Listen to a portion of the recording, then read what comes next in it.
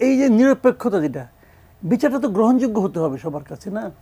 তো আমাদের এখানে বিচার হয় কি, কর্তার ইচ্ছায় কর্ম, কর্তা চেয়েছেন, হয়ে গেছে বিচার।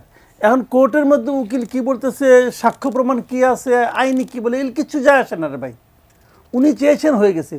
এই যে জিনিসটা, এই প্র্যাকটিসটা যতদিন বন্ধ না হবে ততদিন পর্যন্ত বিচারও হবে না, সঠিক হবে না। ততদিন পর্যন্ত বিচার বিভাগের প্রতি সাধারণ মানুষের আস্থাও থাকবে না। ততদিন পর্যন্ত বিচারকরাও সাধারণ মানুষের কাছে আর শ্রদ্ধেয় মানুষ থাকবে না। একটা সমাজে যদি বিচারকটাই যদি সাধারণ মানুষের কাছে শ্রদ্ধা না পায়, সেই সমাজ আর কী থাকলো বলেন? মানুষ তো বলে যে ভাই, ওই যে কোনো একটা সিনেমা দেখছিলাম, যে মানুষ কী বলে, যখন দুজনের সঙ্গে ঝগড়া বাজে তখন বলে কি, তোমাকে আমি আদালতে দেখে নিব। তার মানে সে জানে যে ওইখানে গেলে অন্তত একটা সুবিচার পাওয়া যাবে, আস্থার জায়গাটা। সেটা যদি আপনি ধ্বংস করে দেন তাহলে রাষ্ট্রের কিছু আর থাকে না রে ভাই। আমাদের আগের গভর্নমেন্টগুলো এই কাজগুলি কিন্তু করেছে। এখন নতুন গভর্নমেন্ট আসছে, ওনারা কী করেন, কীভাবে করেন, আমরা সমস্যাটা বুঝি, সমাধানটা কীভাবে আসতে হবে ওনাদের ঠিক করতে হবে। জি, শিশিরমণি, এই যে আস্থার জায়গাটার কথা বলছিলেন, বিচার বিভাগের সংস্কারের কথা তো শুনছি আমরা, বিচার বিভাগের পৃথক সচিবালয়ের কথাও আমরা শুনেছি। এই বিষয়ে আপনার মতামত কি? খুব এটা ডার্ক সাইড। এটাই হলো বাংলাদেশের বিচার বিভাগের সবচেয়ে ডার্ক সাইড। দেখেন যে নিম্ন আদালতের বিচারক আছে এখন 2183 জন। এর মধ্যে সেশন জাজ থেকে শুরু করে অ্যাসিস্ট্যান্ট জাজ পর্যন্ত আছে। তো তারা আছে এখন আইন মন্ত্রণালয়ের অধীন। আমরা দেখেছি নির্বাচনের আগে রাত পর্যন্ত কোর্ট বসিয়ে সাজা দেওয়া হয়েছে। আমি নিজে এক্সপিরিয়েন্স করেছি, একদিনে 17 জন সাক্ষী নিয়ে সাজা দেওয়া হয়েছে। যখন শিয়া বাটার ও ভিটামিন ই সমৃদ্ধ lily glam beauty soap, lily always beautiful. আমি তাকে প্রশ্ন করেছি যে আপনাকে কেনই আজকে শেষ করতে হবে? তিনি আমাকে বলছেন, লার্নেড বুঝেন তো। এক সময় পরে আমি তাকে বলতে বাধ্য হয়েছিলাম এক বিচারককে, যে তাহলে আপনি রিজাইন করে এখন চলে যান। এই কাজ কে করে তাদেরকে? এত ব্রিলিয়েন্ট লোকেরা বিজিএস পরীক্ষার মাধ্যমে অ্যাপয়েন্টেড হয়। সবগুলো পাবলিক বিশ্ববিদ্যালয় থেকে অনার্স করা লোকেরা এখানে অ্যাপয়েন্টেড হচ্ছে, কিন্তু তারা সম্পূর্ণভাবে আইন মন্ত্রণালয় এমনভাবে ডিকটেটেড হয় যে তাদের বদলি, তাদের পদোন্নতি, তাদের বিশৃঙ্খলা সব নির্ধারণ করে আইন মন্ত্রণালয়। ফলে তারা তীর্থের কাকের মতো আইন মন্ত্রণালয়ের ইচ্ছা অনিচ্ছার দিকে তাকিয়ে থাকে। এখান থেকে একে লিবারেশন দেওয়া প্রয়োজন। আমি এটাকে বলি, this is a true sense of liberty.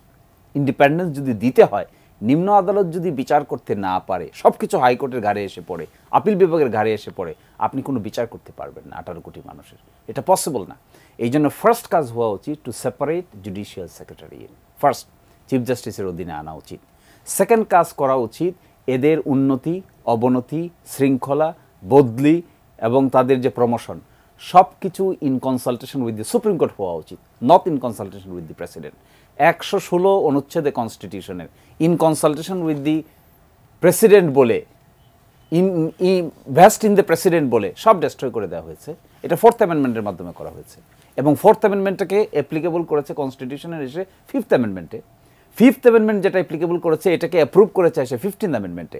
এর সব বাদ করে দেওয়া উচিত, দিয়ে নিম্ন আদালতের বিচারকদেরকে ট্রু সেন্সে লিবারিটি দেওয়া উচিত। তাহলে এদেশের মানুষ দেখতে পাবে বিচার কত সহজলভ্য এবং কত সুন্দর, এবং বিচার বিভাগের উপর আস্থা। এবং আরেকটা কথা এখানে না বললেই নয়, এটা আমি সবসময় বলি, 42 লক্ষ মানুষ আছে, মামলা আছে এখন।